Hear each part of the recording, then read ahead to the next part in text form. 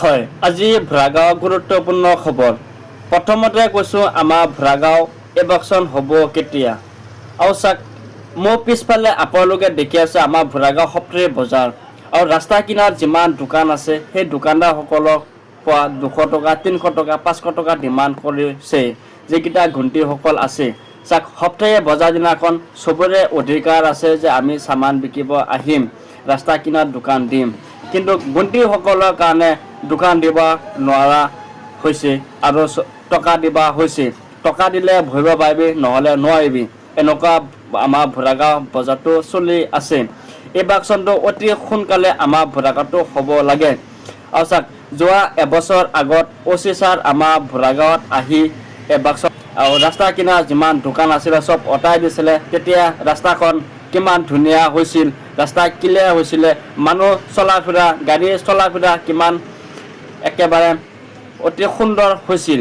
আৰু এতিয়া চাওক আমাৰ ভৰাগাঁৱটো আগৰ নিচিনা হৈ গৈছে। আৰু চাওক, যোৱা সোমবাৰৰ দিনাখন আমি আনাৰস আনিছিলোঁ বিকিবৰ কাৰণে যে ৰাস্তা কিনাৰত বহিম। এই দোকানদাৰসকলৰ কাৰণে আমি নোৱাৰিছোঁ, টকা দিছোঁ, তাৰপিছতহে বহিব পাৰিছোঁ। আৰু দোকানৰ সন্মুখত বহিলে 500 টকা, 200 টকা ডিমাণ্ড কৰে। তেতিয়া দোকান দিব পাৰিবি, নহ'লে নোৱাৰিবি। আৰু চাওক, এইটো হ'ল চৰকাৰী মাটি। আৰু ৰাস্তা কিনাৰত যিমান দোকান আছে, ঘণ্টিসকল আছে, চব ৰাস্তা মাটি হয় বুলি আমি জানো আৰু ৰাইজেও জানে। কিন্তু চবৰে অধিকাৰ আছে সপ্তাহী বজাৰ দিনাখন ৰাস্তা কিনাৰত দোকান বহিবৰ কাৰণে।